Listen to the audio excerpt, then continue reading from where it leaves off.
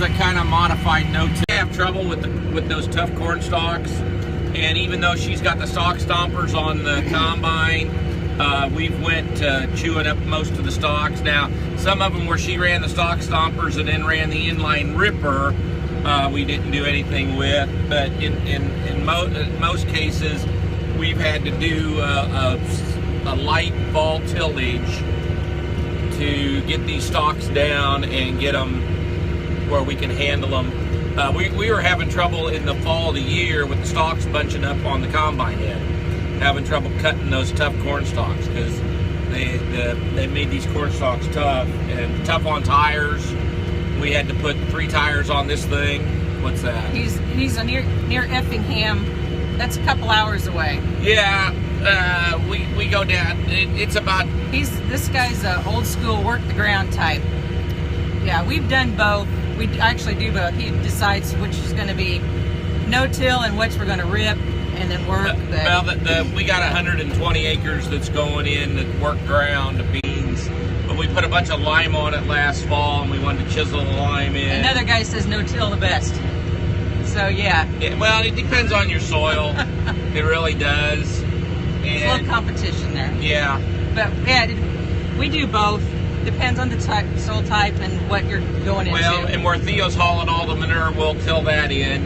And we went to putting the cattle manure on in front of soybeans because there's just so much old straw and hay in that manure, unless we compost it. And how we compost it is pile it up and just let it cook down. So they perfected the no-till. The manure just ties up too much nitrogen, the cattle manure does. So we've been putting it on in front of the beans, and it really, really and also with the no-till, you got the stalks that are just tearing stuff up because their stalks are so tough nowadays. So you got to do something with Breakfast of Champions, Diet Pepsi. It's lunch. Yeah, for lunch, breakfast, supper, the whole time. I go through 2 of these a day. That's not cute. I know. Yeah, well, my body was made by Diet Pepsi and peanut M&Ms. That's something to be proud of. Yeah, that's why I got that great physique, you know. But, yeah, we're just moving along planting beans. Just thought everybody would want to know. And Farming Wife's riding in here in the air conditioning because she'd be sitting in the truck without it. You have any livestock? Yes. Yes, we do. We have cattle. We have about, is it 50 cows? Yeah, we got right at 50 cows.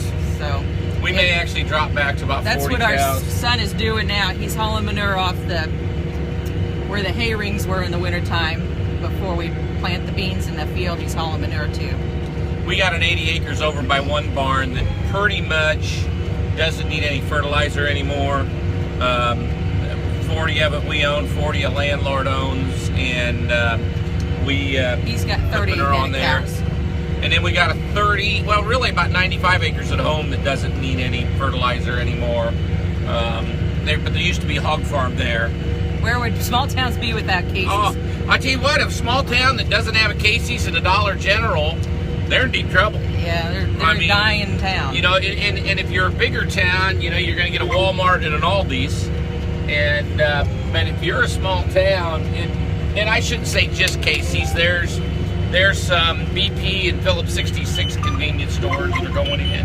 He's in Ohio. Well, and in our state too, the video gambling's getting big. So some of these small towns off the interstate, they're putting in kind of a modified truck stop that's really looks like Las Vegas.